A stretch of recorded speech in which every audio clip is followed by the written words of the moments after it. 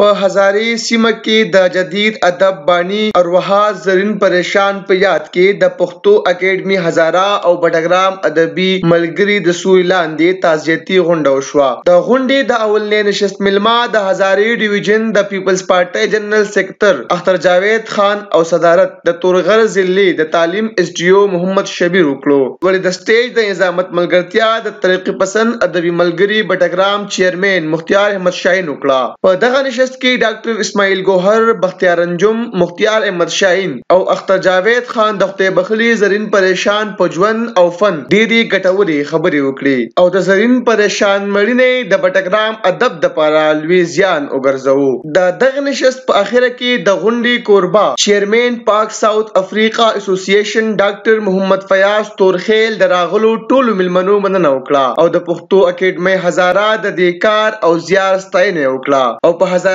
کې د پښتو ژبې او ادب د ودې لپاره د هر قسم مرستې او ملګرتیا باور ورکړو. دغه غونډې په دویم نشست کې ډیره خوندوره مشاعره وشوه چې د ځوان کول نوي شاعرانو پکې هم برخه واغسته او ډیر په زړه پورې کلامونه وړاندې کړل چې حاضرینو ترېنه ډیر خوند واغستو. صدارت اسماعیل ګوهر او اقبال خان په ګډه وکړو. د غونډې په اخره کې اسماعیل ګوهر د پښتو اکیډمۍ هزاره او بټګرام ادبي ملګري لخوا د ټولو راغلو مېلمنو مننه او تشکر وکړو او ارواح زرین پریشان لپاره دعا هم وغوښته. د کیمرې ټیم سره شیراز احمد شیرازي، وایس اف بټګرام، ضلع بټګرام.